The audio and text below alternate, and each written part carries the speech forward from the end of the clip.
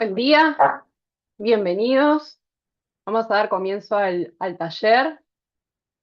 La idea es de tener un momento de encuentro entre colegas y poder un poco ahondar en lo que son las nuevas guías de hada y también tener como este momento de poder exponer mitos y realidades que tenemos en consulta muchas veces, que no sabemos si son verdad, si son mentira. Entonces, el fin de este encuentro, de este taller, es justamente poder hacer foco en estas situaciones y, en función a las guías ADA, poder dar respuesta a las mismas. Para hacer un poquito de hoja de ruta, el taller vamos a presentarlo entre 4 colegas que formamos parte del Comité de Nutrición de la Sociedad de Diabetología. Tenemos a la licenciada Mariana Jorajuria, a la licenciada Andrea Báez, a la licenciada Tatiana Castrillo y quien les habla, la licenciada Carolina Sena. Más o menos la propuesta es poder hacer una primera instancia de exposición de lo que es la guiada, luego ir haciendo foco en cada macronutriente y micronutriente y de a poco ir llegando a lo que es los mitos y esas preguntas que nos fueron mandando cuando hicieron la inscripción al taller. Para empezar, es relevante, es importante tener presente que tenemos distintas organizaciones, distintas instituciones que arman guías o manuales para nosotros tener como foco al momento en trabajar en diabetes. Podemos encontrar la Federación Internacional de Diabetes, la Asociación de Diabetes de Canadá, también tenemos la Asociación Europea para Estudios de la Diabetes, la OMS, que también hace indicaciones en cuanto a esta patología, pero hoy vamos a hacer foco en lo que es la Asociación Americana de Diabetes, que desde 1989 se encarga de armar estándares para aplicar en lo que es la atención en diabetes, y al fin y al cabo siempre termina siendo la guía que más seguidores, digamos, o la guía que más práctica clínica tiene al momento de trabajar en diabetes. Es un claro manual para cuando uno quiere trabajar y al fin y al cabo es el que todos utilizamos. Por eso vamos a hacer foco en esta actividad en lo que son las últimas recomendaciones de este año 2025. Antes de empezar, siempre es necesario ubicarnos. Y cuando hablamos de diabetes, sabemos que estamos hablando de una pandemia, es algo que tiene un crecimiento acelerado, es algo que tiene un aumento que claramente repercute a nivel mundial. Acá tenemos una infografía de la IDF, donde nos muestra cómo ese aumento está siendo constante a nivel del mundo, en distintas partes, sin importar dónde. En cuanto a números, lo que nos dicen las guías es que para el 2050 va a haber un aumento del 46% de diabetes en el mundo. Se espera que el 90% de la diabetes esté representada por lo que es la diabetes tipo 2. Y en cuanto a cuantificar las personas que van a tener diabetes, se estima que 3,4 millones de personas van a padecer esta patología, por lo cual claramente estamos ante una pandemia y es muy relevante poder prepararnos en esta área y, como profesionales desde el área de la nutrición, estar siempre enfocados o tener siempre a mano las últimas actualizaciones para saber justamente acompasar y acompañar esta condición junto con los pacientes. Yendo un poco más a lo que es la ADA y sus definiciones, cuando habla de diabetes, la ADA refiere a que es un grupo de trastornos metabólicos de los carbohidratos en los que la glucosa es subutilizada como fuente de energía y se produce en exceso debido a una gluconeogénesis y a una glucogenólisis. Esto lo que lleva es a tener una hiperglucemia. Claro, como todos lo sabemos, cuando hablamos de diabetes estamos diciendo que es una enfermedad que no es sola, que está formada por un grupo de variables, y lo que pasa es, es que no se maneja bien la glucosa. Yo en mi cuerpo voy a tener dos condiciones: voy a producir glucosa y también voy a liberar glucosa. Es la parte del hígado que se ve afectada. Entonces, lo que deja claro esta definición, como todas, es que vamos a estar pasando por un momento fisiológico que tiene varias aristas, por lo cual la atención va a tener que mirar justamente todos esos puntos este, para trabajar.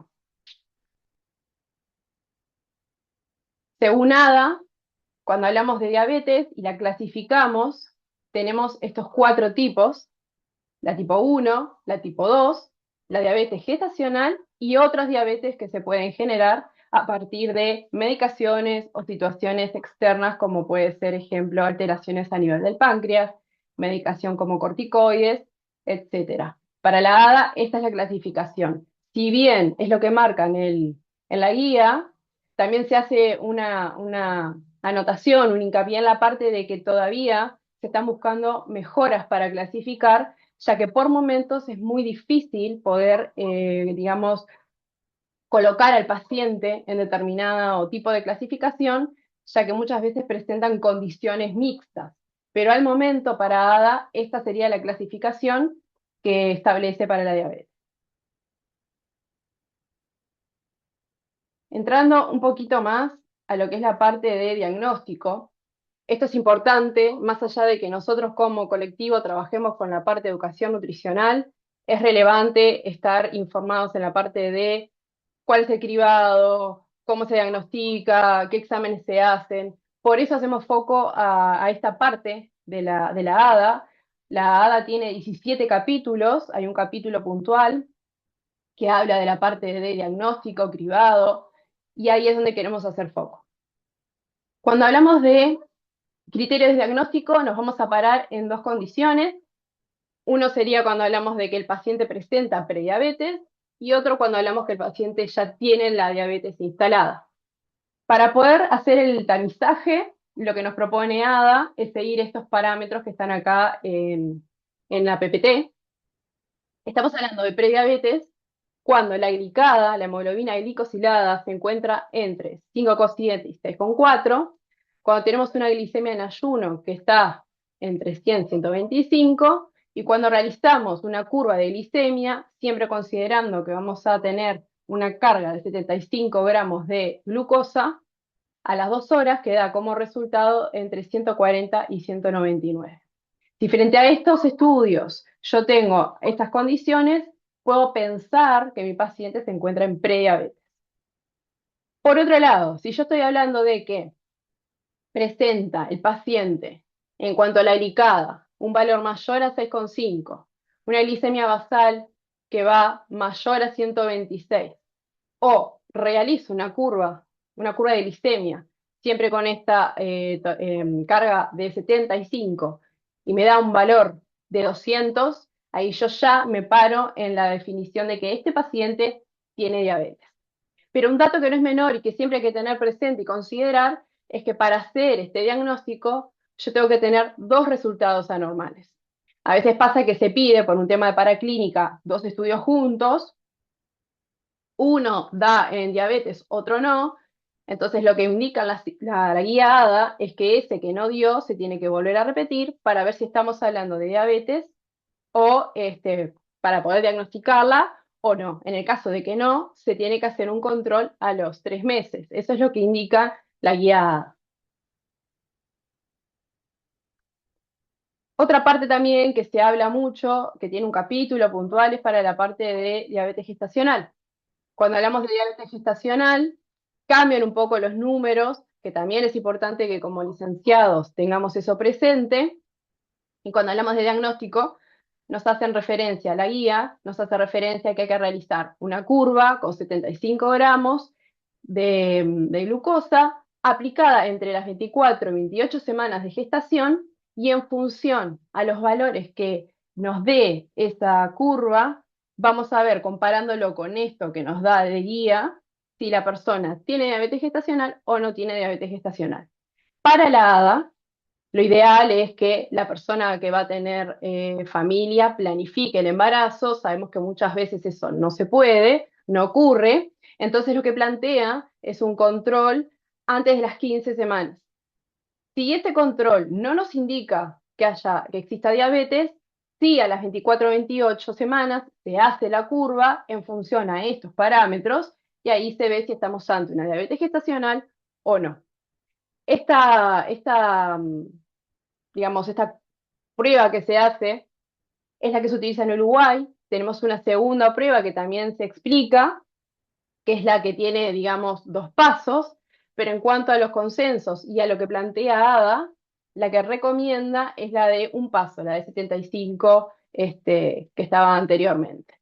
Según la ADA, esa prueba tiene más incidencia en cuanto a lo que es diabetes gestacional.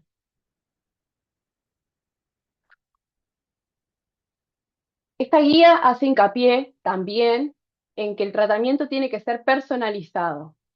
A diferencia de otras guías de otros años, se ve más flexibilidad en cuanto a lo que es parámetros de control, como puede ser la hemoglobina glicosilada. Entonces, lo que nos propone la ADA este año es este cuadro, muy ilustrativo y que es súper simple de poder incorporar, que lo que nos muestra es que a medida que la persona va teniendo más edad, o sea, nos vamos acercando a lo que es adultos mayores, la glicada, que es el parámetro de control, va a tener mucha más flexibilidad. Distinto es si yo estoy hablando de una persona que goza de buena salud, su funcionalidad es ok, entonces ahí sí yo voy a tratar, o voy a pretender por lo menos, que esa glicada, que es mi control que yo tengo de la enfermedad, esté menos de 7, menos de 6,5. Pero en esta guía, en este año, podemos encontrar también un enfoque más desde la parte, considerar al paciente como un ser individual, no tanto guiarnos por lo que es la parte técnica de que la glicada tiene que ser menos, sino realmente buscar un objetivo según la condición del paciente. Vemos en esta guía que hay un enfoque mucho más sobre lo que es la humanización de la atención de diabetes y no tanto este tratamiento médico duro, donde lo único que importa es lograr objetivos sin considerar la situación del paciente. No está de más recordar que cuando uno va a hacer el cribado de diabetes, tiene que tener presente estas situaciones, que son situaciones que a nosotros nos hacen pensar que puede haber una insulinoresistencia, por lo cual podemos pensar en una diabetes. Sobrepeso, obesidad, condiciones que pueden llevar a una insulinoresistencia, síndrome de ovario poliquístico, antecedentes familiares, falta de actividad física, que el paciente presente una paraclínica que nos muestre que está en situación de prediabetes, si tenemos diabetes gestacional, como hablábamos, un foco que hace, un punto donde se hace foco puntual en nada que es relevante, ese tema de la edad, se plantea que a los 35 años tiene que ser el cribado de diabetes, tiene que estar establecido, tiene que ser diario, algo común que se puede pensar en lo que es la consulta. Y también hace foco la guía en esos pacientes que, como dijimos hoy, pueden presentar diabetes, pero por factores que van más allá de lo que es la parte propia de la persona, si no sea por el consumo de alguna medicación, por presentar alguna patología, VIH, celiaquía, vitiligo, diferentes situaciones. Siempre es importante entonces, como licenciados en nutrición, que formamos parte del equipo médico, tener presente estas recomendaciones, manejar los estándares de guía, de parámetros, de control, porque también eso nos hace a nosotros desde la parte nutricional.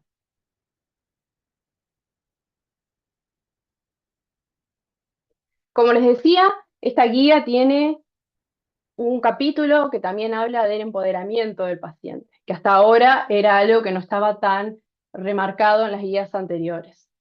Habla de que hay que tener un lenguaje inclusivo, se hace hincapié en esto del paciente con diabetes y no el paciente diabético. Se hace también hincapié en el trabajo multidisciplinario, es algo que siempre se habla, pero bueno, en esta guía también se vuelve a hacer hincapié en esa parte. Se hace también parte en lo que es el abordaje nutricional, pero como pilar fundamental. Todos estos puntos se cantan en lo mismo, que es esto de que la guía muestra un enfoque más humanizado hacia la atención en diabetes, que no se corre tanto atrás de cumplir metas, que lo que se busca es contemplar el paciente en su situación, contemplar qué desea el paciente y en función a eso acompañar el tratamiento y que no sea un tratamiento duro, puro, solo buscando metas de glicada, metas de glicemia en ayunas, etcétera.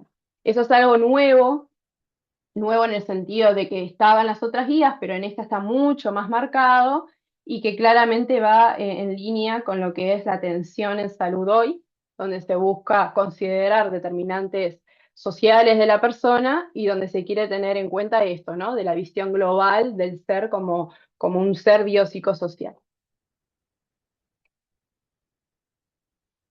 También se hace hincapié en lo que es la educación en diabetes, siguiendo esta línea de lo que es la humanización, comparado con otras ADA de otros años. Tenemos también varios comentarios en las distintas unidades. Acá lo que hicimos fue acercarles a ustedes algunas unidades y lo que refieren a eso de lo que es la educación en diabetes. Ejemplo, acá tenemos un apartado que dice justamente esto de, para un óptimo cuidado, se debe realizar educación centrada en las personas, adecuar la comunicación, todo lo que les venía comentando. La idea es poder acercarles a ustedes fragmentos para que vean justamente de qué habla. Es una guía muy extensa, son 300 y pico de páginas, 17 capítulos, pero estos son los conceptos más relevantes para nosotros en la consulta. Como dice ahí, las personas con diabetes se beneficiarían con el atendidos por un equipo multidisciplinario, que es lo que hablábamos. Siempre es importante saber que el equipo somos varios profesionales y eso redunda en la buena atención. Siguiendo con lo que es la educación, Ada comparte ese esquema que se ve ahí, el círculo, que es un esquema que está muy completo, recomiendo que lo puedan leer, que habla sobre el tema de la comunicación, que habla sobre el tema de los objetivos que se tienen que plantear junto con el paciente, siempre en esta línea de enfoque de humanizar la atención, porque no hay que olvidar que estamos hablando de una patología crónica que va a ser sostenida en el tiempo, entonces hay que hacerse amigo de esa situación. Como profesionales, lo mejor es acompañar a ese paciente y tener presente estas cosas: qué edad tiene, qué es lo que espera, sus horarios, cómo maneja el tema de insumos, si tiene acceso, la parte económica, todas variables que suman en lo que es la atención diabetológica. Siguiendo con esta línea, acá tenemos en el capítulo 5 que hablan de que todas las personas con diabetes deben participar de la educación. Se trata de dejar ese modelo donde el profesional sabía y el paciente solo decía que sí, sino se trata de buscar algo que sea de ida y vuelta. Y algo que marca importante para nosotros aplicar en consulta es que hay 4 momentos que son relevantes para lo que es la educación nutricional, la educación diabetológica, que son al momento en que se diagnostica el paciente, cuando tengo controles anuales, cuando yo estoy viendo cómo viene esa patología, cuando hay complicaciones puntuales por algún suceso en la vida y cuando no se cumplen los objetivos. Esos son los 4 puntos que marca la ADA que se tienen que tener presentes para hacer foco nuevamente en cómo viene ese tratamiento nutricional, ese plan nutricional, ese tratamiento médico.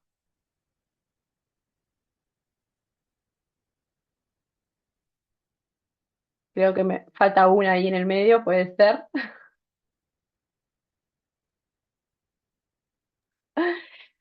Creo que no. Lo que sí, para resumir, Sí, la idea era, bueno, tener presente que tenemos una guía nueva que hace foco en la humanización, una guía nueva que hace foco en el trabajo en equipo, hace foco en ver la condición del paciente y una guía que lo que marca es tener presente que el paciente es uno con varias condiciones. Luego de pasar por toda la parte, digamos, de educación nutricional, hace foco en lo que es en los objetivos nutricionales, que ahora sigue Tatiana con esa parte. bueno, buenos días para todos. Muchas gracias por acompañarnos. Y bueno, hablemos un poco de los objetivos de la terapia nutricional.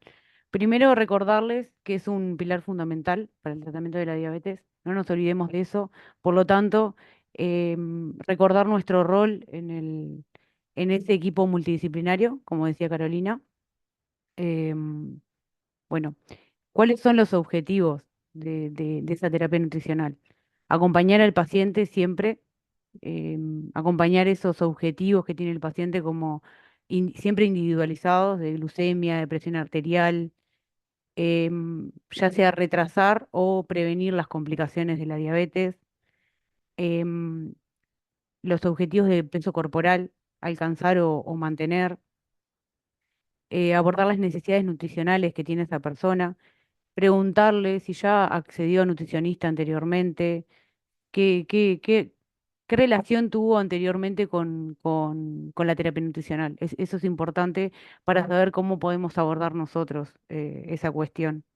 No es lo mismo una persona que va a venir por primera vez, que nunca tuvo acceso, o una persona que sí, que ya accedió y tiene alguna noción, si es reciente diagnóstico, si viene con la patología de hace tiempo, el tipo de diabetes que tiene. Bueno, hay que indagar mucho ahí.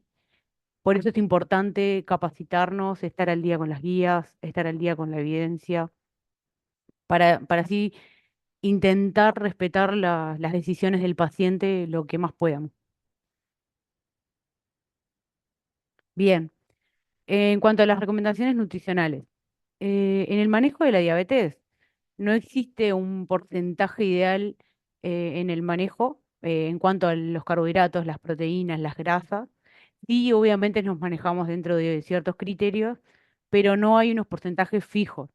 Entonces, al momento de la distribución es importante que tratemos de hacerlo de forma individual, siempre que podamos. Entiendo que a veces los tiempos no son suficientes, pero siempre intentamos ir de forma individual. Hacerlo con el paciente em, y respetar sus preferencias. Por eso decía de preguntarle qué hace de su vida, cuáles son sus horarios, también súper importante, cuál es su horario de trabajo, si estudia, porque no podemos intentar proponerle un plan de alimentación que incluya ciertas características cuando esa persona no las puede cumplir, porque no se va a adherir al plan de alimentación. Bien, en cuanto a la prediabetes, se ha visto que ciertos patrones de alimentación son buenos para la prevención de la diabetes, o sea, o sea, están asociados a un menor riesgo, como son la dieta vegetariana, la flexitariana, que es la que consumen carne, pero de forma esporádica, las basadas en plantas, dieta DASH. Por lo tanto, está bueno también adaptarnos a eso, a las nuevas recomendaciones y a esas nuevas dietas que han ido apareciendo, que tienen evidencia fuerte de que sí nos pueden ayudar a mitigar ese riesgo para la diabetes. Y en cuanto a la calidad, las nuevas guías de la ADA nos recomiendan que nos centremos en esa calidad de los alimentos, em, porque esto se asocia con un menor riesgo. Casi todos siempre van a ver que en las diferentes diapos que voy a presentar se asocia a que nos llevemos a ir a los cereales integrales, a las legumbres, frutos secos, a las frutas siempre que podamos enteras, evitar los jugos, o sea, procesar los alimentos, evitarlo, llevar a procesar los alimentos, dentro de lo que se pueda, obviamente, lácteos bajos en grasa, carnes también bajas en grasa. Bien, después tenemos el tema de la reducción del peso o el mantenimiento. Em, en cuanto a las personas que tienen diabetes tipo 1, 2 o prediabetes y tienen sobrepeso u obesidad, está bueno favorecer esta pérdida de peso para mejorar los valores de hemoglobina, los factores de riesgo cardiovascular y en general el bienestar de esa persona. Y por eso es bueno promover una pérdida de peso moderada y sostenida, ya que puede, por ejemplo, en las personas con prediabetes, pueden prevenir esa progresión a la diabetes tipo 2 y en las personas con diabetes pueden ayudar a prevenir cierta progresión de la diabetes. En la prediabetes, una reducción del 3 al 7% ya es un buen porcentaje de pérdida de peso y un poco más es mucho mejor, es muy positivo para reducir el riesgo a diabetes tipo 2, que se puede aumentar un poco más hasta un 7 a 10% si está acompañada de algún tipo de medicamento. Eso hay que evaluarlo mucho con la persona para evaluar sus antecedentes personales y la paraclínica, por supuesto, y ver si es posible acompañarlo de medicamentos. Lo que sí es importante destacar es que estos cambios son de forma progresiva, no hay que hacerlos de forma abrupta, sino acompañarlos del tiempo. Los patrones de alimentación que se ha visto que más acompañan a estos procesos son la dieta mediterránea, que la van a ver en todos los procesos, es como la que más aparece, las bajas en carbohidratos y el ayuno intermitente, que es uno de los que ha aparecido como nuevo en esta guía de 2025. En cuanto a la pérdida de peso para la diabetes, por lo menos un 5% para lograr objetivos beneficiosos en el control glucémico, en los lípidos y en la presión arterial. Bien, en cuanto a la ciencia de la nutrición, la ADA decía que cuando empezó a hablar sobre alimentación, la primera guía que hizo hablaba solo unos párrafos sobre nutrición y ahora tiene todo un capítulo que tiene un montón de páginas. Entonces, esto sigue avanzando. O sea, empezó con unos capítulos, perdón, unos párrafos y ahora tiene todo un capítulo entero. Pero sigue evolucionando la nutrición en diabetes y la ciencia de la nutrición. Y ahora de a poco se va dejando de hablar de macronutrientes y micronutrientes y hablamos de los alimentos. ¿Por qué esto? Porque en realidad dentro de los macronutrientes tenemos alimentos que son beneficiosos y otros que no son tan beneficiosos.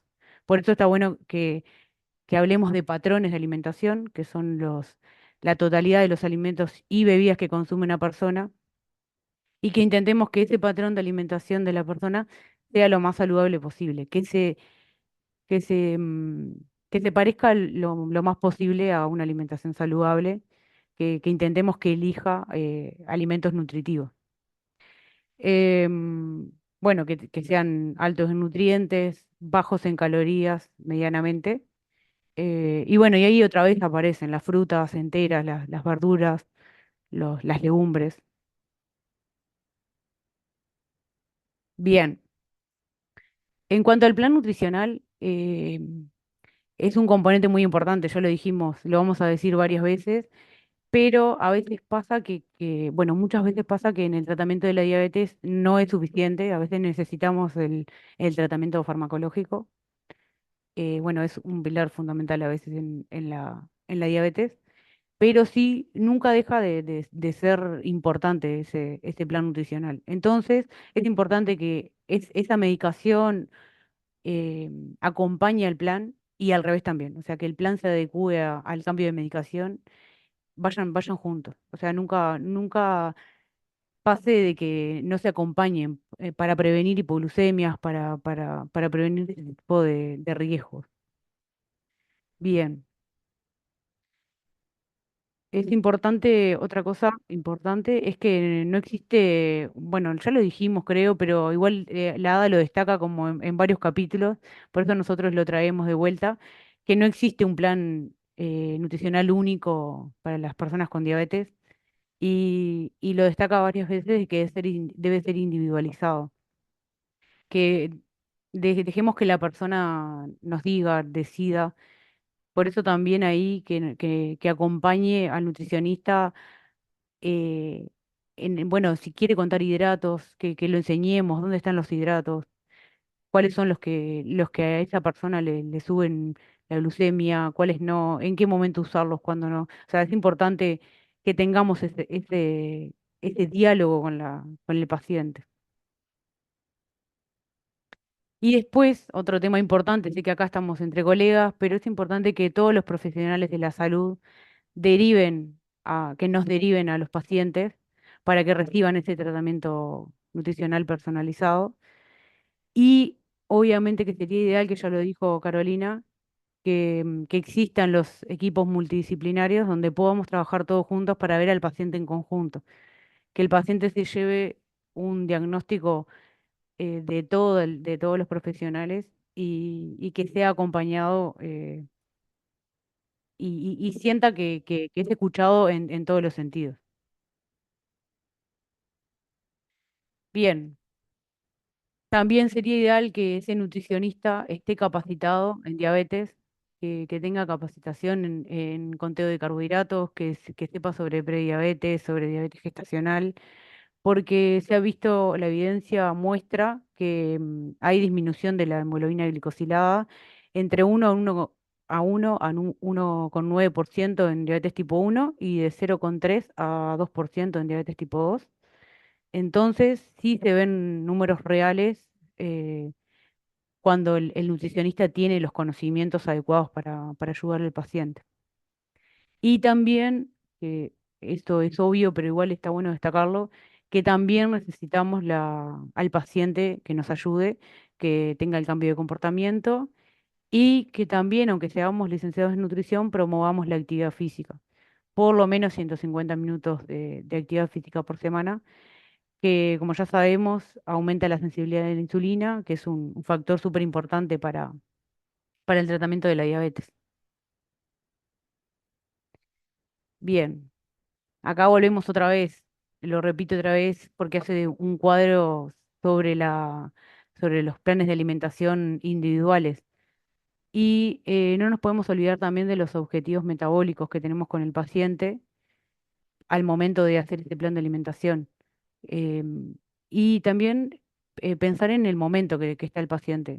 Como les dije hoy, si es un paciente diagnóstico, si el paciente ya hace tiempo que tiene la patología, em, si está con una medicación nueva, que si empezó con insulina, o sea, tengamos en cuenta todo. Por eso digo que el equipo de multidisciplinario está bueno, porque podemos trabajar al paciente más allá del alimento, sino con qué medicación está tratándose, si está atravesando algún problema psicológico, o sea, lo tratamos desde varios puntos.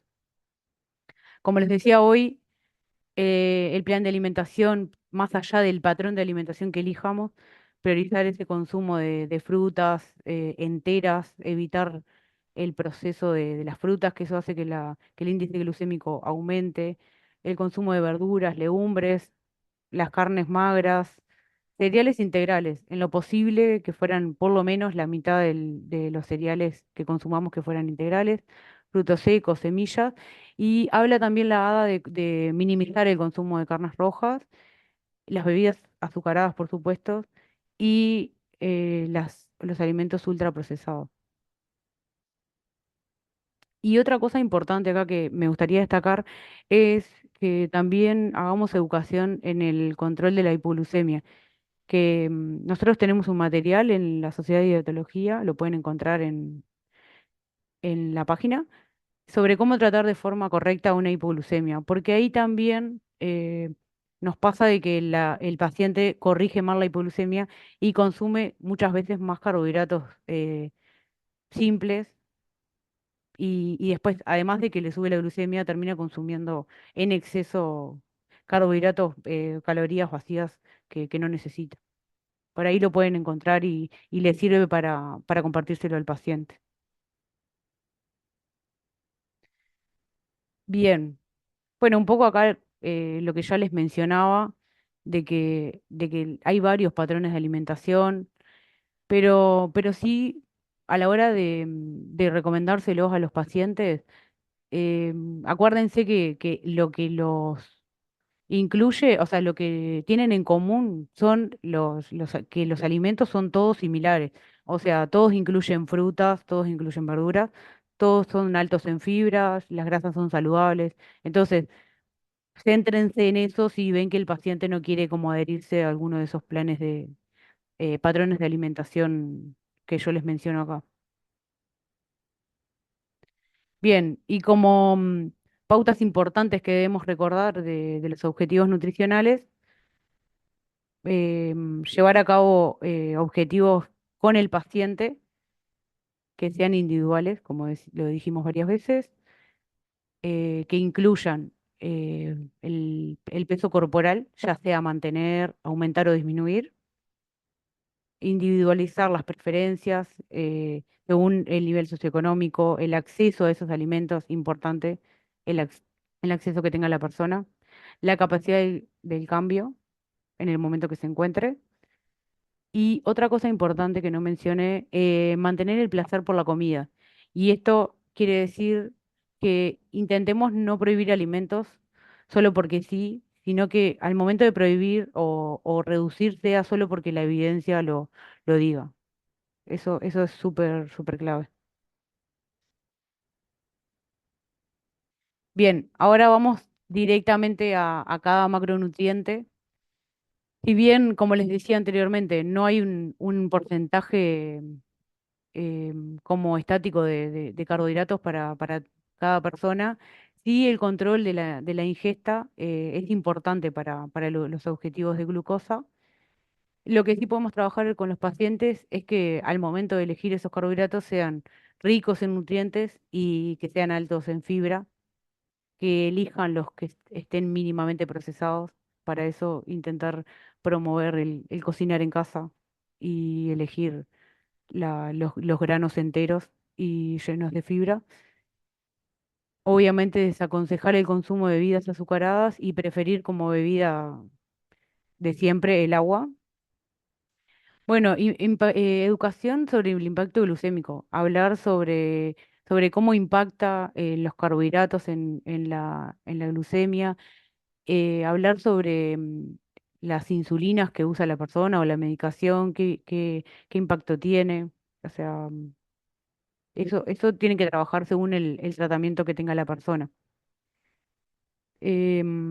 También hablarle sobre el impacto que tiene inyectarse la insulina antes de comer, anticipar el bolo, eh, qué efecto tiene sobre la glucemia si anticipamos ese bolo o no. O sea, hacer toda esa educación, el conteo de carbohidratos también, dónde están los carbohidratos, cómo contarlos, cuáles suben más, cuáles suben menos. Ahí podemos hacer un montón de educación con esos carbohidratos. Bien, ahí ya lo venimos hablando. ¿Dónde están los carbohidratos? Importante, verduras en realidad ya frescas, congeladas. Hay varias opciones ahora de enlatadas que no tienen sodio. Legumbres pueden ser frescas o también enlatadas que no tengan sodio. Pero sí es importante destacar las frutas, intentar que no se consuman los jugos.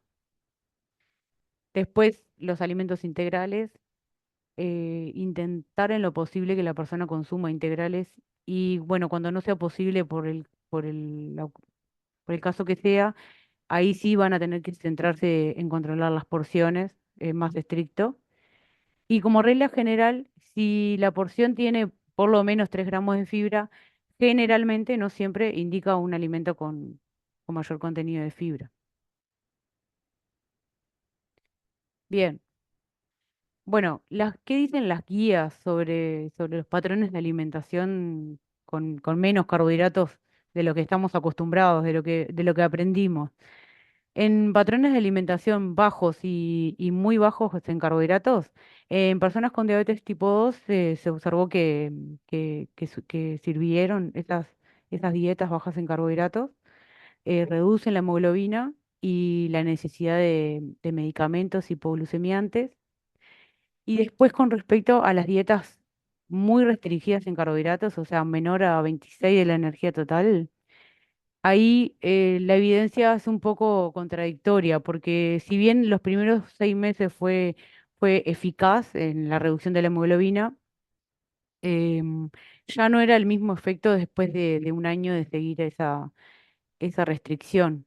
Y, por ejemplo, un estudio que se realizó con 12 semanas de duración en adultos con prediabetes y diabetes tipo 2, la hemoglobina no mejoró de forma significativa y lo que aumentó fue el colesterol LDL. Por lo tanto, todavía esas dietas muy restrictivas por mucho tiempo hay que tener mucho control. Entonces, si ustedes quieren hacer ese tipo de alimentación con los pacientes, van a tener que tener un control muy, muy cercano con la persona y les recomiendo el monitoreo de glucosa con esa persona para monitorear y ver qué pasa realmente. Y bueno, y también van a tener que monitorear qué pasa con su paraclínica. Porque, bueno, como les decía, en el estudio se vio efectos sobre el perfil lipídico también. Bueno, después otro tema que sigue en discusión y que todavía no hay evidencia clara es sobre la combinación de grasas y proteínas. Sabemos que puede afectar la glucemia, tanto temprana o tardía, la postprandial, pero todavía, o sea, como es de forma individual esa afectación, o sea, no hay una regla única, no se puede sacar como una regla general. Entonces, la recomendación es que hay que ser muy cautelosos con aumentar esa dosis de insulina en las comidas que son muy ricas en grasas o proteínas, como por ejemplo una pizza o una hamburguesa. Entonces, la estrategia es manejarlo de forma individual con el paciente y trabajar con el monitoreo continuo de glucosa. Porque de esa forma ustedes pueden ver con el paciente, pueden ver las gráficas, pueden ver qué pasó antes y después y lo pueden manejar mejor. Pero sí las guías no hay una evidencia clara de qué pasa en ese momento. Sí se ve un aumento de insulina con ese tipo de comidas, pero no se puede sacar una conclusión para, para hacer como algo firme sobre la cantidad de insulina a recomendar. Por eso van a tener que trabajar con cada paciente. Bueno, en cuanto a la recomendación de fibra, es una recomendación general, 14 gramos de fibra cada 1000 calorías. Como les decía hoy, la cantidad de fibra a consumir, por ejemplo, de granos, que sean por lo menos la mitad de granos integrales. Y la fibra ya sabemos que tiene un montón de beneficios a nivel de la microbiota intestinal, del, bueno, de la regulación de la glucemia. Entonces, sí es importante que motivemos al paciente a consumir esa fibra. Y sí se encontraron estudios que muestran que el no consumo de fibra se asocia con el riesgo de diabetes tipo 2. También podemos hablar de eso con el paciente que tiene prediabetes o el que está en riesgo. Es bueno recomendarle el consumo de fibra. Bien, en cuanto al índice glucémico y la carga, tampoco hay estudios firmes sobre el índice glucémico y la carga. Pero sí es importante que hablemos de los dos, que no nos quedemos con uno o con otro. La carga glucémica considera a los dos, considera tanto el índice como la cantidad de carbohidratos. Entonces, la ADA nos sugiere que nos quedemos un poco más con la carga, ya que los estudios han encontrado como resultados mixtos al efecto del índice y la carga sobre los niveles de glucosa en ayunas y de la hemoglobina, pero sí nos dice que tengamos en cuenta que, o sea, el índice glucémico bajo o la carga glucémica baja casi siempre es sinónimo de patrones de alimentación ricos en fibra. Bueno, en cuanto a las proteínas, la recomendación es general, como para toda la población, de 0,8 a 1,5 gramos de kilo de peso corporal por día o un 15 a 20% de las calorías totales. Pero algunas investigaciones encontraron que con un 20 a 30% se mejora la saciedad de las personas, entonces se podría llegar a aumentar ese porcentaje para trabajar en pacientes con diabetes tipo 2. Pero sí algo que es importante destacar es que cada vez hay más estudios que sugieren eh, recomendar aumentar la ingesta de proteínas vegetales y sustituir las proteínas vegetales en alguna una forma, no toda, pero sí hacer una sustitución parcial por proteínas vegetales, porque se asocia con un menor riesgo de mortalidad cardiovascular, porque las proteínas vegetales no tienen grasas saturadas ni colesterol. Y en cuanto a la enfermedad renal crónica, Es importante destacar que no se sugiere que ese porcentaje de proteínas se baje por debajo de la recomendación general de 0,8, porque en realidad no tiene alteración de las medidas glucémicas, no tiene impacto sobre el riesgo cardiovascular, tampoco reduce la tasa de filtrado glomerular estimado. Entonces, y también muchas veces lleva a que el paciente tenga riesgo de malnutrición. Así que nos podemos quedar con el porcentaje de 0,8 por kilo de peso para las personas con enfermedad renal crónica. Obviamente teniendo en cuenta otras particularidades individuales del paciente. Lo mismo para las grasas, no existe un porcentaje ideal, pero sí es importante, como siempre decimos, cuidar la calidad de las grasas em, para prevenir el riesgo de enfermedad cardiovascular. Pero sí limitar el consumo de grasas saturadas, evitar las grasas trans, que ya sabemos que para evitar las grasas trans tenemos que evitar el consumo de ultraprocesados y bueno, y mejorar el consumo de esas grasas de buena calidad. Y lo que sí se la da que intentemos no sustituir grasas de mala calidad por carbohidratos, que intentemos que esas grasas se sustituyan por grasas buenas. Y después en cuanto al sodio también habla sobre limitar su consumo, que las formas de evitar el consumo es evitar los ultraprocesados y evitar agregarles a las comidas. Pero sí se demostró que la ingesta de ese sodio influye en el metabolismo de la glucosa y afecta la tasa de filtrado glomerular. Entonces, limitar la ingesta de sodio es importante, tanto para las personas que tienen enfermedad renal como para las que no tienen. Y después otro tema importante sobre los micronutrientes y otros suplementos que hablaba la Ada es que hay muchas personas que se suplementan y no lo sabemos. Y una de otras cosas que tenemos que preguntar en la consulta es si se suplementan. Y no solo con medicamentos, sino también con hierbas, con otro tipo de cosas que hay que indagar ahí con el paciente. Y en realidad la ADA lo que dice es que no hay evidencia de que haya algún beneficio con esa suplementación de ningún tipo por el momento. Habla de suplementos como aloe vera, cromo, cúrcuma. No hay pruebas en este momento que hayan demostrado que eso da algún tipo de, mm, de positividad al tratamiento de la diabetes. Pero sí, por ejemplo, es importante chequear los niveles de vitamina B12 en personas que consumen metformina, porque sí se asoció a las personas que consumen con deficiencia de esta vitamina, particularmente aquellos que tienen anemia o neuropatía periférica. Y después sí, como siempre, evaluamos a las poblaciones especiales, bueno, mujeres embarazadas, lactantes, adultos mayores, etcétera, evaluamos que no hayan posibles deficiencias. Y también agregamos a las personas que tienen dietas muy bajas en calorías o bajas en carbohidratos, también está bueno que las monitoreemos. Bueno, en cuanto al alcohol, la recomendación sigue como siempre, no alentar su consumo, eso para empezar, como siempre. Ya que la OMS dice que no hay una cantidad segura de consumo, tenemos riesgos asociados como la hipoglucemia tardía, y para los que consumen en cantidades excesivas, el aumento de peso o la hiperglucemia.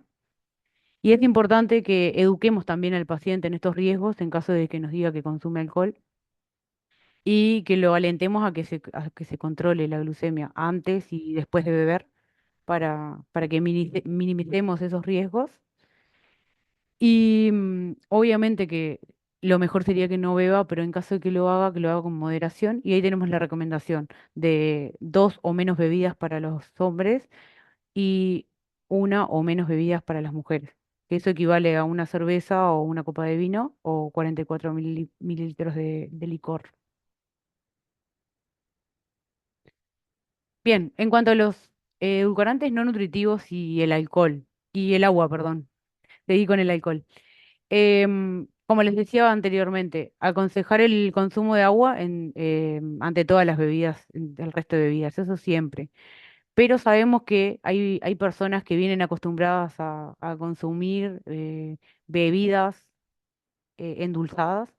Entonces, en esos casos, lo que podemos sugerirles es que sustituyan el endulzante calórico por edulcorantes no calóricos, no nutritivos. Pero sí acá tenemos que tener algunas cosas en cuenta. Hay en el mercado edulcorantes, endulzantes que se llaman, que tienen mitad edulcorante y mitad azúcar. Entonces, ahí es importante que empoderemos al paciente que lea las etiquetas, que lea la lista de ingredientes, porque a veces no alcanza con el envase, ahí no dice bien, no dice muy claro si tiene o no azúcar, pero sí en la lista de ingredientes tiene que aparecer. Entonces, tengamos cuidado con ese tipo de productos que, que parece, o sea, dicen light o algún nombre similar, que en realidad no son edulcorantes no nutritivos. Eso por un lado. Después, por otro lado, también tengamos cuidado con la calidad de esos edulcorantes. Hay muchos que tienen como agregado de sodio, como el ciclamato de sodio o la sacarina. Intentemos recomendar más por el lado de la sucralosa, la stevia, edulcorantes que no tengan ese contenido de sodio. Obviamente que entendemos que el acceso a veces es limitado, ya sea por tema económico o por acceso, porque no hay en donde ellos viven, pero intentemos dentro de lo posible que las personas consuman edulcorantes de buena calidad, ya sea por lo que digo, de que hay edulcorantes que sí tienen calorías y por lo tanto le van a subir la glucemia, sino también por este aporte de sodio y que le va a perjudicar la salud. Después otra sugerencia también para el agua, en caso de personas que no quieran consumir agua así común, también le pueden sugerir agregarle rodajitas de pepino, rodajitas de naranja, de limón, como para saborizar el agua y que no le agregue ningún tipo de valor calórico para que tomen el agua distinta. Bien, voy a dejar a mi compañera que hable. Sumando a lo que decía Tatiana, recomiendo el capítulo 6 que habla sobre las metas glucémicas. Ahí se hace foco en lo que es la hipoglucemia y también se hace foco en lo que es la crisis hiperglucémica, que es relacionado en lo que es la guía y en esta edición se hace hincapié. Según la ADA, cuando hablamos de terapia nutricional, los licenciados en nutrición podemos utilizar determinadas herramientas que nos suman o nos permiten acceder a una mejor educación y poder llegar de una manera más fácil o de mayor comprensión al paciente. Entonces, lo que propone ADA para que usemos es el plato saludable, que es una herramienta visual simple que sirve para planificar comidas. Por lo general lo marca como algo, como una herramienta para usar al inicio, al arranque de la patología. También habla de lo que es el conteo de hidratos, algo que va más enfocado a la diabetes 1, a personas con insulinoterapia. Claramente trabajar con conteo nos lleva a tener que pensar en un paciente más predispuesto, en otra situación, pero son herramientas que según ADA, a nosotros como licenciados nos ayudan a poder transmitir los conocimientos y optimizar el tratamiento. También habla de diarios de alimentación, o sea, registros de ingesta, de listas de intercambio, de trabajar con etiquetado, aprender a leer los productos ultraprocesados, aprender a ver el tema de la fibra, qué tipos de azúcares tienen. Esas son las herramientas que según ADA son las que tenemos que utilizar nosotros para poder optimizar este encuentro con el paciente. Lo que marca siempre como objetivo todas estas herramientas es sean medibles, cosas que sean alcanzables y educación que sea específica. Lo que buscamos es, si vamos a hacer algún cambio, que sea medible, que yo lo pueda observar. Esa es la parte de cualquier tratamiento, siempre que yo pueda cuantificar los cambios, pero basándonos en un patrón alimentario que respete todas las condiciones del paciente, como se viene diciendo hasta ahora. Así que resumiendo, si pasamos raya a esta primera parte, vamos a tener que no hay una dieta única, la base es el tema de personalizar la dieta, la ingesta, y poder tener en cuenta las condiciones de la persona, siempre tener una visión global, pararnos en esta posición del ser como biopsicosocial, educar, darle a la persona las herramientas para que decida y nosotros acompañar dando todas digamos, todas las cartas en la mesa para que el paciente vea y sepa que sí y que no, pero dejando que haya autonomía. Ahora, frente a todo esto, que nosotros nos basamos con las guías, que nos basamos con nuestra experiencia, siempre nos pasa que nos encontramos con situaciones en que el paciente viene y nos plantea algo que escuchó, algo que leyó, cosas que están instaladas en la sociedad como mitos. Entonces, tomamos ese insumo y con esas cosas que ustedes nos transmitieron, con las preguntas que nos hicieron llegar, hicimos la segunda parte, que es la parte de poder hacer foco en lo que son los mitos y las preguntas que podemos encontrar en consulta.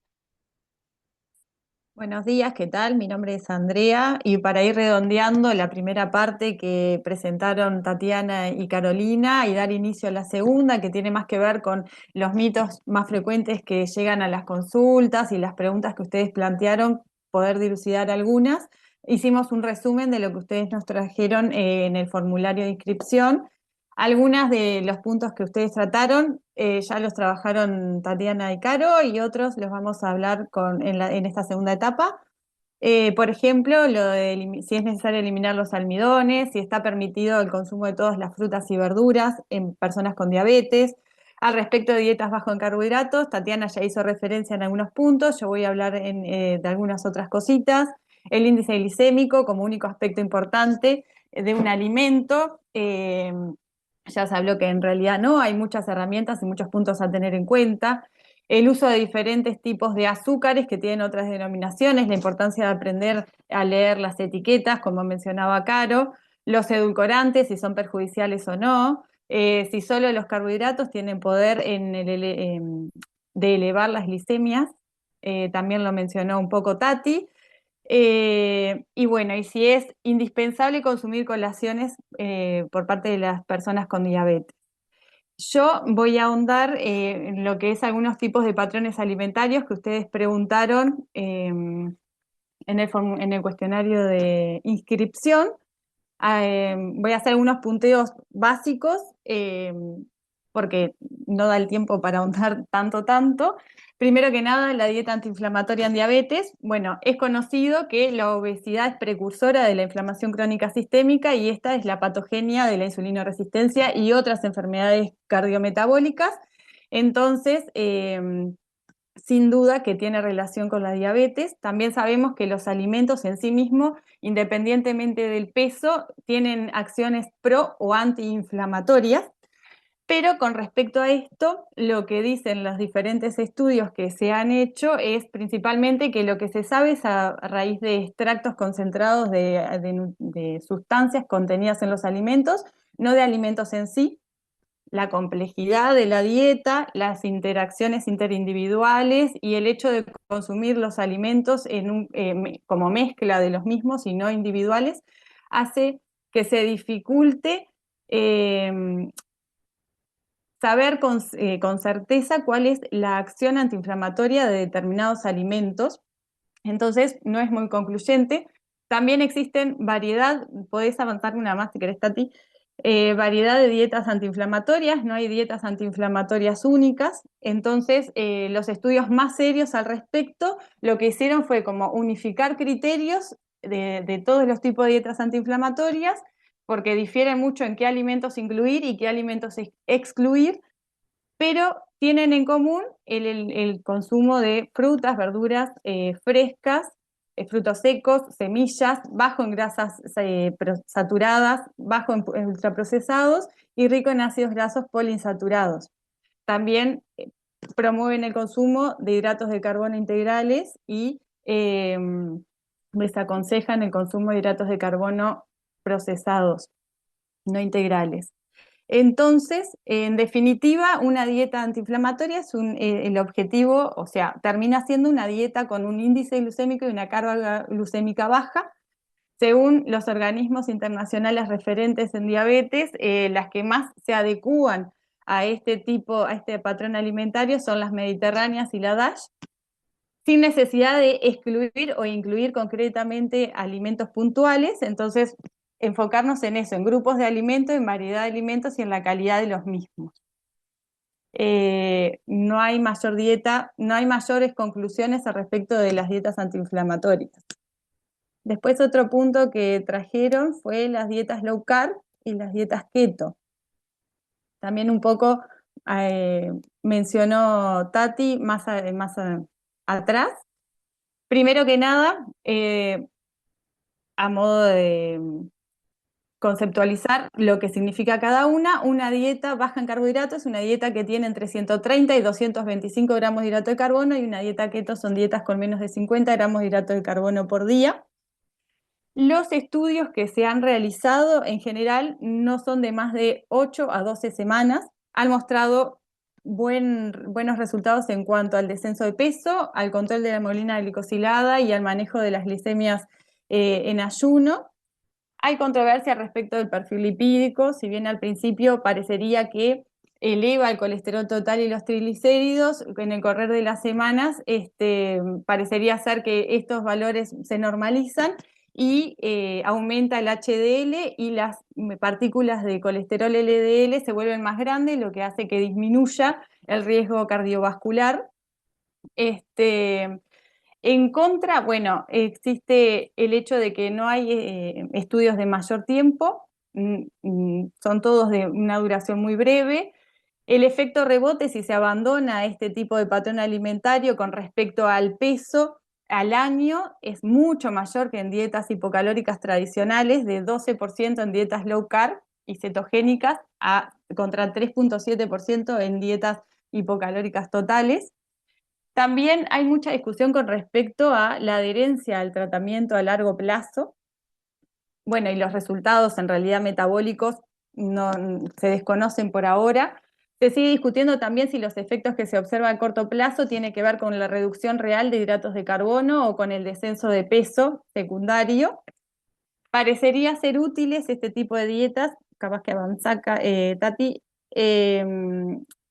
una más, a ver si está el cuadro, parecerían ser útiles sobre todo en personas obesas con reciente diagnóstico de diabetes, en el caso de diabetes 2, como al inicio, en el debut, podrían ser útiles para un descenso de peso importante, en síndrome metabólico y en personas con síndrome de ovario poliquístico. También se sugiere que no tiene tanto que ver con el tema, pero lo menciono, en algunas patologías neurológicas y en otras enfermedades metabólicas. Con respecto a la diabetes tipo 1, los estudios son mucho más limitados y menos concluyentes. Al inicio, cuando todavía no se conocía la insulina, era la única forma de tratar la diabetes tipo 1 con el fin de mejorar las hiperglicemias y tratar de prolongar y mejorar la calidad de vida de los pacientes. La realidad es que los estudios que hay en diabéticos tipo 1 se discute mucho más al respecto de la metodología, de los resultados y en definitiva los riesgos que conlleva son suficientes para desestimar el consumo, desestimar este tipo de dietas en pacientes con diabetes tipo 1, sobre todo el riesgo de hipoglicemias, el riesgo de cetoacidosis y un retraso en el crecimiento en el caso de los niños, porque se entiende que una dieta baja en hidratos de carbono es más rica en proteínas y en grasas. Entonces, esto tiene mayor poder de saciedad y puede llevar a que haya una ingesta total calórica menor a la necesaria y terminar afectando el crecimiento en el caso de los niños. También voy a mencionar que no nos podemos olvidar que las guías ICEPAD recomiendan dietas no menos de 45% de calorías en hidratos de carbono en niños y adolescentes. En definitiva, falta un montón de estudios al respecto de la viabilidad o no de las dietas low carb y keto en personas con diabetes y más aún en diabéticos tipo 1. Después otro punto que trajeron para acá el cuadro que les decía de algunas recomendaciones, en qué caso sería útil el uso de dietas low carb o keto. Están contraindicadas en hepatopatías, es la próxima Tati, en dislipemias y en nefrolitiasis, no se recomienda, y contraindicada en patologías del transporte de ácidos grasos, deficiencia de piruvato carboxilasa o usuarios de SGLT2, de ese tipo de medicamentos. Otro tema que trajeron es el ayuno intermitente, que también está bastante en auge últimamente. El ayuno intermitente puede ser otra estrategia para reducir el consumo de calorías total. Tiene que ver con, hay varios, los principales formas de ayuno intermitente pueden ser restricción calórica en periodos del día, todos los días se come durante una ventana de 6 a 8 horas y se restringe la ingesta el resto del día. Otra estrategia puede ser ayunar en días alternos. En esos casos, los días de ayuno, el aporte calórico no debe superar las 500 calorías. O régimen 5-2, que significa que 2 días se ayuna y en esos días no se aportan más de 1000 calorías. Y el resto de los días la ingesta es libre, sin restricción ni cuali ni cuantitativa. Los días de ayuno, además, el aporte de calorías es a través de líquidos claros. Los estudios muestran que podría contribuir al control glucémico, a la reducción de peso y a la disminución del requerimiento de insulina. Se han hecho estudios principalmente en diabéticos tipo 2, insulinos requirentes con hemoglobina glicosilada mayor o igual a 7, mostrando buenos resultados. Tengamos presente que la diabetes tipo 2 es un tipo de diabetes que está muy vinculado con el sobrepeso y la obesidad. Cuanto mayor es el peso, mayor es el requerimiento de insulina y a su vez al necesitar más insulina puede contribuir a aumentar de peso y eso aumentar las enfermedades cardiometabólicas, cardiovasculares. No se puede recomendar de forma generalizada, como todos los planes de alimentación. La evidencia con respecto a diabetes 1 es mucho más limitada y tiene más que ver con la injerencia de ayunos religiosos, por ejemplo, el Ramadán, y falta mucha información al respecto del ayuno intermitente y diabetes tipo 1. Está desaconsejada, seguro, en embarazadas, en mujeres lactantes, niños pequeños, adultos mayores frágiles, personas con inmunodeficiencias, trastornos de la conducta alimentaria, y en personas diabéticas con un pésimo control metabólico o con hipoglicemias severas recurrentes. Para ir redondeando, quería decir algo que también ya dijeron las compañeras, pero es bien importante quedarnos con que mientras no exista evidencia recontraprobada y certera y existan guías que puedan orientarnos en el manejo de este tipo de patrones alimentarios, es importante centrarnos en los puntos que tienen en común, que como dije en la dieta antiinflamatoria, es el consumo de vegetales, de frutas, de semillas, de frutos secos, de lácteos descremados, de cereales integrales, disminuir el consumo de carnes, de bebidas azucaradas, de hidratos de carbono refinados y sobre todo de ultraprocesados. Y no olvidarnos nunca que el paciente es un individuo activo y que tiene que ser parte del proceso y de las decisiones terapéuticas y no es solo un individuo pasivo que recibe nuestras indicaciones. Entonces, todas las herramientas pueden ser útiles dependiendo de las condiciones y de la predisposición del paciente. Bueno, las dejo con mi compañera. Muchas gracias por acompañarnos. Hola, buenos días. Mi nombre es Mariana Jorajuría y voy a continuar con algunas preguntas que surgieron en los formularios cuando se inscribieron. Bueno, una de las preguntas que surgió fue los carbohidratos durante el embarazo. En realidad la pregunta específica era si se podía aplicar dieta low carb o cetogénica en diabetes gestacional o diabetes pregestacional.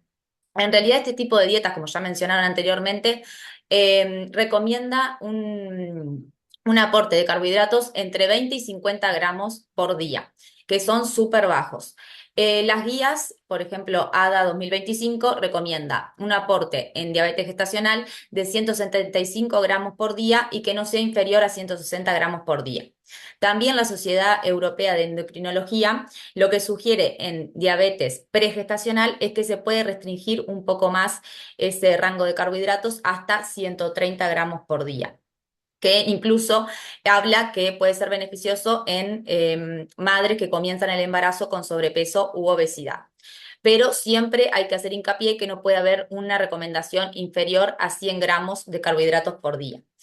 Esto es porque es necesario prevenir la cetosis en el embarazo, ya que se ha observado que niveles elevados de cetonas en el embarazo pueden ser perjudiciales para el feto. Puede provocar alteraciones en el desarrollo neurológico, oligohidramnios, desaceleración de la frecuencia cardíaca del feto y menor reactividad fetal. Por eso es importante siempre individualizar el tratamiento, pero este tipo de dieta no recomendarlas en lo que es diabetes gestacional o diabetes pregestacional. Bueno, otra de las preguntas que surgió fue el de los criterios de diagnóstico y seguimiento en el adulto mayor. En realidad los criterios de diagnósticos se mantienen igual que para todas las edades. Una hemoglobina glicosilada mayor o igual a 6,5, glicemia plasmática en ayuna mayor o igual a 126 y una glucemia en una prueba de tolerancia oral a la glucosa mayor o igual a 200 a las 2 horas. Pero en lo que es la hemoglobina glicosilada para el seguimiento, hay mayor flexibilidad en esta población. Si son adultos mayores sanos y autónomos, se tolera una hemoglobina glicosilada de 7 hasta 7,5. Si el adulto mayor asocia otras patologías, además de la diabetes, y está usando polimedicación y tiene una función cognitiva limitada, hay mayor flexibilidad y se tolera hasta una hemoglobina glicosilada de 8. Después, en personas más frágiles, adultos mayores más frágiles, que tienen una corta expectativa de vida y que están en cuidados paliativos o tienen una salud cognitiva más comprometida, lo que hablan las guías es que hay que tener ausencia de hipoglicemias en estos pacientes. Eso sería el objetivo principal, la ausencia de hipoglicemias. Bueno, después otra de las preguntas que surgió y que se está hablando mucho hoy en día es el tema del medicamento semaglutida, comercialmente conocido como Ozempic. Este tipo de medicamento se utiliza para el tratamiento de la diabetes tipo 2. En realidad, lo que hace este medicamento es estimular la liberación de insulina cuando aumenta la glicemia, reduce la producción de glucosa por parte del hígado y retrasa el vaciamiento gástrico. Al retrasar el vaciamiento gástrico, lo que hace es disminuir el apetito y por ende va a disminuir el peso. Lo que también se ve es que tienen aumento de la saciedad estos pacientes cuando comienzan con esta medicación. Algunos efectos secundarios que se ven en los pacientes cuando comienzan y sobre todo en las primeras dosis es que pueden tener náuseas, vómitos, diarreas. Estos síntomas pueden ser leves y se pueden controlar, pero hay casos en que no son leves, son más intensos, entonces a veces hay que suspender la medicación. Lo que hay que tener en cuenta en esto, que hay precauciones en algunos pacientes, por ejemplo, si presentan pancreatitis, enfermedad renal graves o trastornos gastrointestinales. Y también es importante saber que no está indicado en diabetes tipo 1 y que no es una medicación que pueda sustituir el tratamiento insulínico. Hoy en día en Uruguay lo que tenemos es que, bueno, esta medicación es de venta libre. El Ministerio de Salud Pública la aprobó, pero para el tratamiento de la diabetes tipo 2, no para lo que es sobrepeso y obesidad por sí solo, sino tiene que haber un diagnóstico de diabetes tipo 2 para utilizarlo. Y es importante siempre que haya un seguimiento de médico, o sea, que esté indicado y haya un seguimiento y una supervisión médica, también siempre acompañado del tratamiento nutricional y de la actividad física, porque no es solo utilizar la medicación y ya está, también es importante el tratamiento nutricional y la actividad física, sobre todo, ya que es un medicamento que desciende. Trabaja, lo primero que hace es descender bastante de peso, entonces hay que tratar de que se acompañe con actividad física porque puede haber pérdida de masa muscular. Bien. Después, otra de las preguntas que surgió fue lo de la diabetes doble, que es una de las clasificaciones más recientes que hay de diabetes. En realidad todavía está en estudio esta clasificación, que en realidad sería el diabético tipo 1, que presenta característica del diabético tipo 2 por tener una insulinoresistencia generalmente asociado a lo que es sobrepeso y obesidad. Esta combinación, lo que es diabetes doble, el diabetes tipo 1 más las características de la insulina resistencia del diabetes tipo 2, puede tener mayor riesgo de macro y microangiopatías en el paciente. Lo que se trata de hacer en el tratamiento nutricional es trabajar sobre todo en el descenso de peso, en lo que es la dieta hipocalórica, como mencionaron anteriormente, la dieta de patrón mediterráneo es una de las que se ve más beneficioso para estos pacientes y también la actividad física. En lo que es fármacos, o sea, como es un diabético tipo 1, siempre va a ser la insulinoterapia, pero se ha visto que puede ser que combinar la insulinoterapia con algún antidiabético oral que trate la insulinoresistencia puede ser beneficioso, pero aún no está probado eso para el uso en diabetes tipo 1. Bien. Bien, eso sería todo. Ahora va a haber una instancia a preguntas. El que quiera hacer alguna pregunta puede levantar la mano y se le dará la palabra. Hicieron una pregunta por el chat hoy. Sí, ahí. Están haciendo por el chat las preguntas.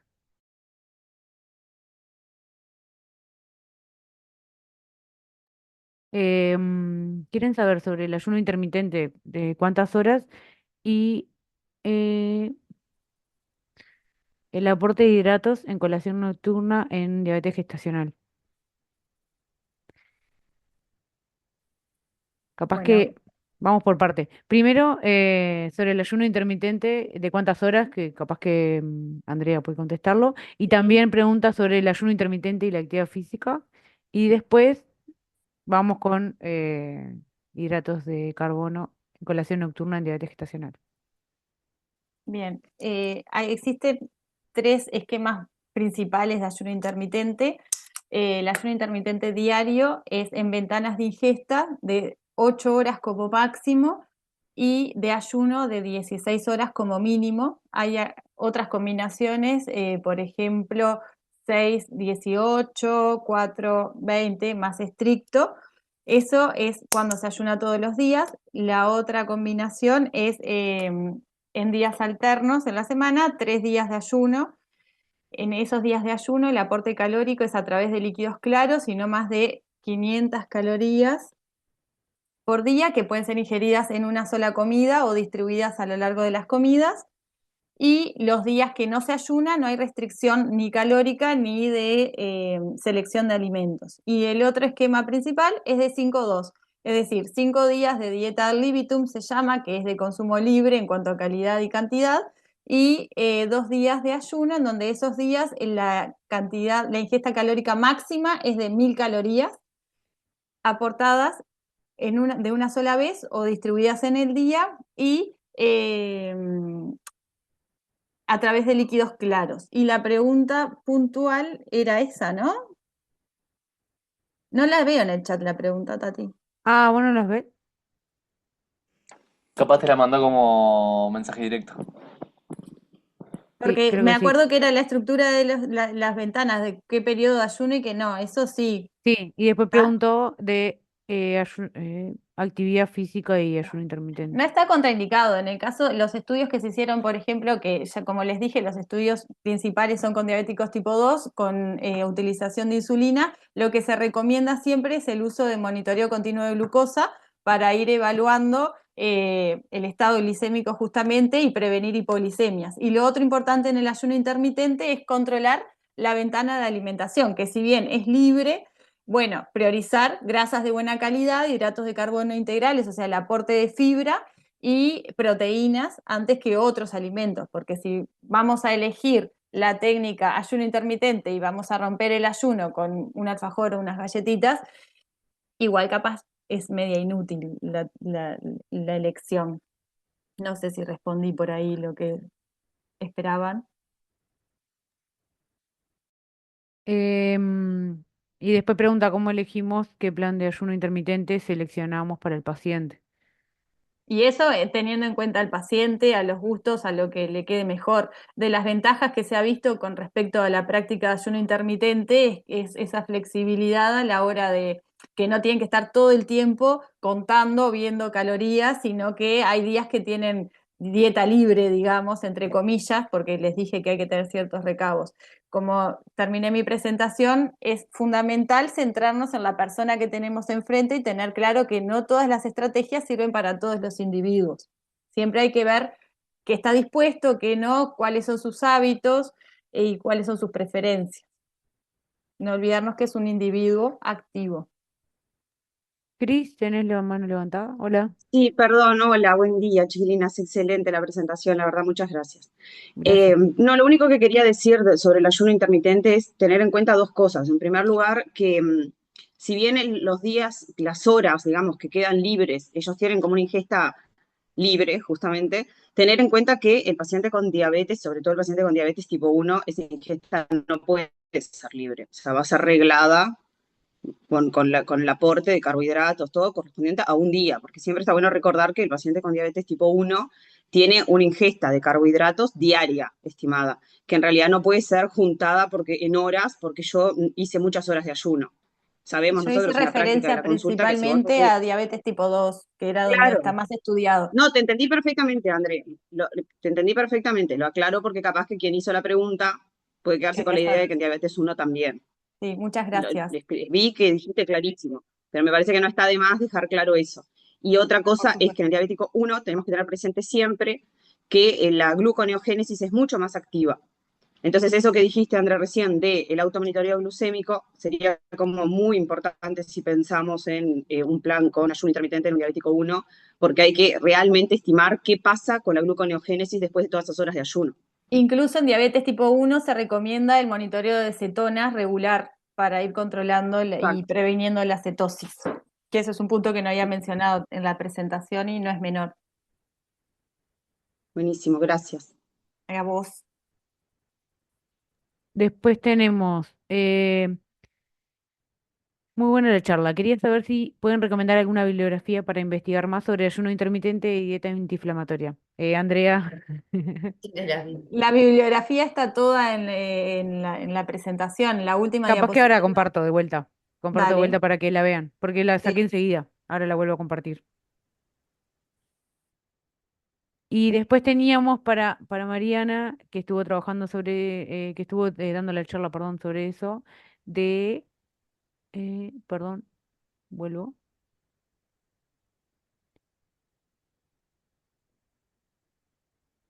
Si sobre eran, la, creo que sobre era la, si era necesario que era una aumentar estación, ahí va, proteínas, la aumentar las colación, proteínas en la alimentación si va a comenzar a usar semaglutida. En realidad no es que haya, no es que sí o sí se tiene que aumentar la proteína. En realidad, la alimentación va a tener que tener un buen aporte proteico, sí. Tenemos que fijarnos qué alimentación viene teniendo ese paciente y hacer hincapié en las proteínas, pero siempre combinado con la actividad física. Fundamental la actividad física para...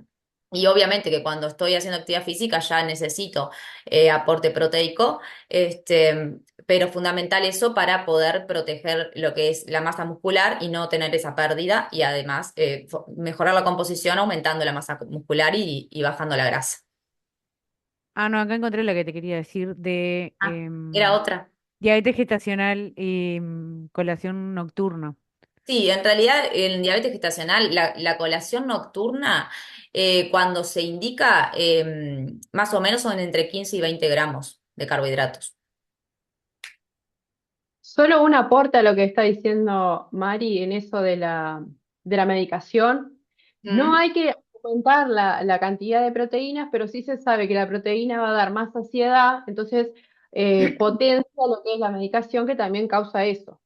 No hay una indicación dura, pero sí se trabaja porque una cosa potenciaría la otra. Nada más, era solo para agregar eso. Bueno, nos piden la opinión frente al uso de cantidades de azúcar controlada con buena combinación de ingredientes, ver en qué pacientes versus uso de edulcorantes. Bueno, en realidad, como vos decís, nosotros el edulcorante, como yo decía hoy en las presentaciones, ADA lo que menciona es que evitemos el uso de azúcares refinados, el uso de todos los endulzantes que suban la glucemia.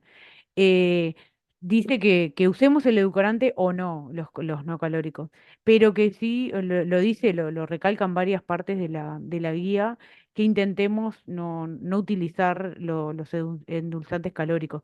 Y nombra varios, nombra el azúcar, la miel, el jarabe de agave y los jarabe de alta fructosa, no me acuerdo cuáles otros que nombra, pero sí hace hincapié en eso, en intentar evitar ese tipo de endulzantes que van a subir la glucemia de forma rápida. Espero haberte contestado la pregunta. Voy a ver si hay alguna más porque se me fueron algunas capaz. Y Nati, que no sé si anda por acá, creo que puso manitos, pero no sé si eran saludando o eran haciendo una pregunta. Y Claudia nos dice, en Congreso de Nutrición en Venezuela del mes de septiembre se sugirió aumentar proteínas si se suma semaglutide por pérdida de proteínas y también tener en cuenta que se pierde masa ósea. Bueno, muchas Claro. gracias por el aporte. Pero como decíamos con Mariana, si bien se maneja, no hay una recomendación estipulada, pero sí se maneja para no perder masa muscular, que se cuide el tema de la proteína. Chicas, hola, buenos días. Sí, yo Hola. levanté la mano, no sé, no Ah, sé si me escuchan. sí, No, ahora quería sí. aclarar por diabetes gestacional que preguntaron. Bueno, yo estoy en el Comité de Diabetes y Embarazo y quería aclarar el tema de, bueno, la colación nocturna, que es muy importante que la hagan la colación nocturna. Lo importante en realidad es evitar el ayuno en la noche, no más de 6 a 8 horas de ayuno, este, que casi siempre se indica una colación nocturna, por lo que dijeron que está muy bien evitar la cetosis. Y otra cosa en cuanto a edulcorantes, que ciclamato y sacarina no están recomendados en diabetes gestacional. Sí, lo que hablábamos un poco Era hoy eso, de... chicas. Ahí va, gracias. Un poco lo que hablábamos hoy sobre el edulcorante, evitar los que tengan sodio.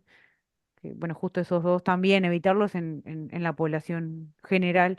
Obviamente General. en la diabetes gestacional ni que hablar, pero sí en la población, intentar ir por los edulcorantes no nutritivos, pero ir por la sucralosa, la stevia y tengan en cuenta eso, lo que les mencionaba, ya que traemos el tema de los edulcorantes, tengan cuidado con esos mezclados que les decíamos, que a veces es difícil darse cuenta cuando tienen ese agregado de azúcar y cuando no. Porque es muy engañosa la publicidad, la etiqueta que te aparece, o sea, el envase, perdón, y el paciente se confunde. Por eso es que lo que decíamos hoy de acostumbrarlos a que aprendan a leer la lista de ingredientes y que sepan los distintos tipos de azúcares añadidos que existen.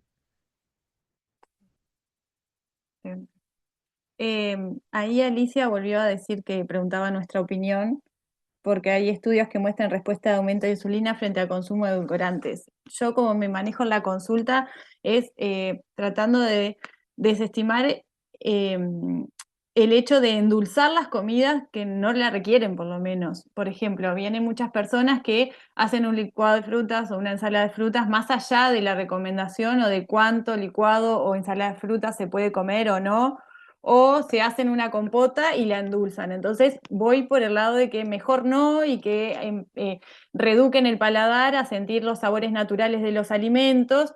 Le tiro piques como de la dieta para bebés, para niños menores de 2 años, esto independiente de la diabetes, de endulzar de repente con dátiles, de usar las propias frutas para elaborar preparaciones dulces sin necesidad de usar edulcorantes.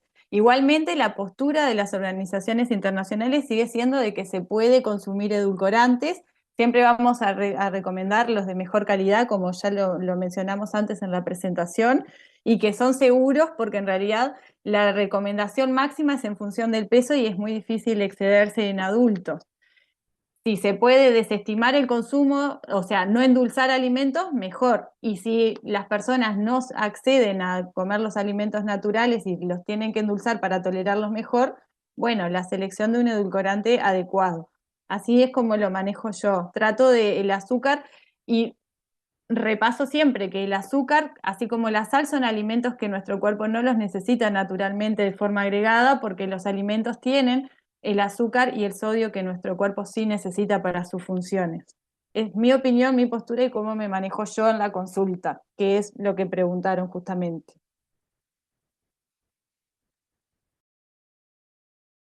Bueno, Claudia decía, ¿qué tema disminuir el ayuno nocturno en adolescentes? Sí, una etapa complicada donde se acuestan y se duermen a todo el rato. Entiendo. No sé si bueno, Cris trabaja bastante con niños y adolescentes, capaz que puede decir algo de eso. Claudia está levantando la mano. Escuchamos la opinión de Cris y después le damos la mano a Tati, Claudia. sí, yo en realidad lo que hago con los adolescentes es usar más que nunca la colación nocturna, porque en realidad duermen mucho, pero también duermen muy tarde. Entonces, cuando empezás la consulta y empezás a indagar, sí, se levantan a la 1 de la tarde, pero en realidad se durmieron a las 4 de la mañana, o sea, con el play o lo que sea. Entonces, lo que intento hacer siempre es explicarles lo que les pasa todo y tratar de que ellos hagan alguna colación antes de ir a dormir, tipo bedtime, no importa la hora que sea. Entonces, acorto pila el ayuno, porque si ya sé que en vacaciones, ahora que se vienen las vacaciones, por ejemplo, la mayoría se levanta para almorzar, no desayuna casi ninguno. Entonces, ahí ya si sabemos eso, lo que hacemos es tratar de que la ingesta última sea lo más tarde posible, cosa de que realmente puedan cuando hablamos de colación, obviamente que también en adolescentes hay que aclararlo, hablamos de colaciones de 10 a 20 gramos de carbohidratos, ¿no? Porque hay adolescentes que igual hacen de colación una milanesa al pan antes de irse a dormir. Entonces ahí ya no es una colación. Pero hablamos de algo de entre 10, 20 gramos de carbohidratos y que lo hagan bien sobre la hora de irse a dormir y de esa manera acortamos mucho el ayuno. Van a hacer ayunos más largos, capaz que de 9, 10 horas, pero no hacen ayunos de 14, 15 horas como harían si se quedan con la cena. Eso. Muchas gracias. Bueno, les voy a compartir la bibliografía para las personas que pidieron información. Denme un segundo. ¿Ahí la ven? Sí. Sí, se ve.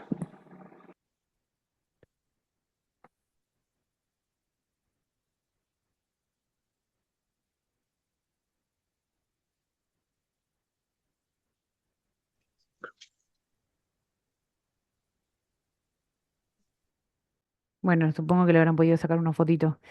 Cualquier cosa igual nos preguntan y se los mandamos. Bueno, no sé si no hay alguna otra pregunta. Preguntaban si podíamos compartir la presentación. Ah, bien. Ah, por aquí tengo otro mensaje. Ah, ya Sí, estás leyendo. sí, sí, eh, el yogur como colación nocturna es válido. Preguntan. Sí, es válido. Sí, sí. Es una buena idea de colación nocturna.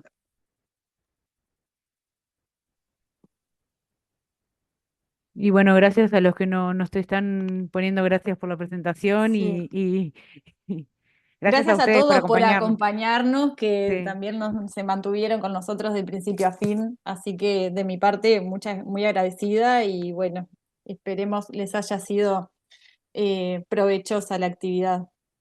Gracias por acompañarnos un sábado. La colación es para todo tipo de diabetes. Perdón, Tati. Que si hay alguien que esté interesado puntual en la presentación, que se puede mandar un correo, en todo caso, a la sociedad y ahí se le comparte. Contesto esto rapidito y nos vamos. Dale. En realidad, lo de las colaciones para el tipo de diabetes. En realidad lo de las colaciones es muy individual. Vieron lo que yo decía al principio de la presentación. Van a tener que trabajar con la persona y ver el estilo de vida y si es necesario esa colación. Porque a veces no lo necesita, porque tiene un estilo de vida donde puede cumplir las comidas y no pasa tantas horas sin comer y no es necesario.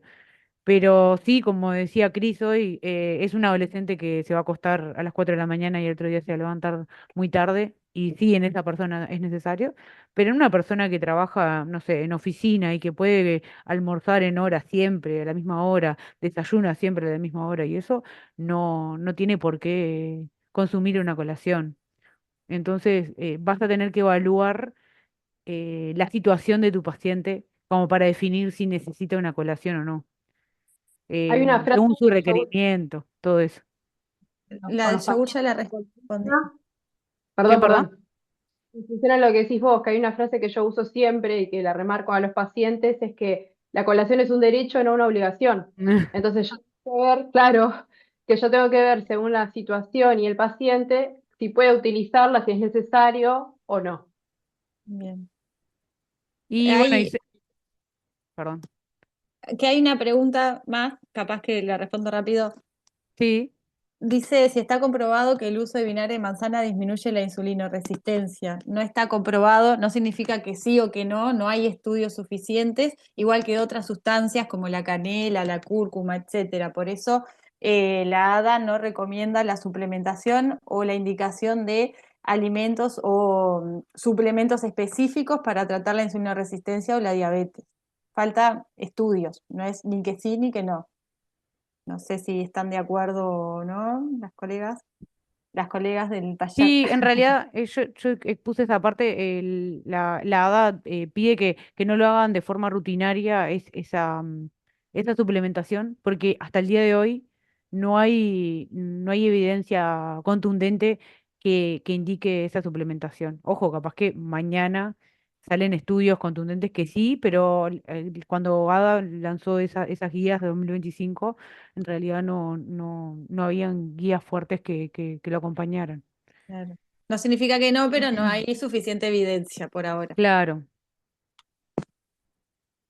Bien, y lo que decís de que el ayuno intermitente debe ser monitoreada la medicación es tal cual porque pueden haber hipoglucemias o algún cambio o sea, sobre todo el tratamiento. Entonces sí, siempre es importante el monitoreo. Por eso yo les decía hoy que ante cualquier cambio está bueno que trabajen dentro de lo que pueden, obviamente, con el monitoreo continuo de glucosa para tener un mayor control del paciente.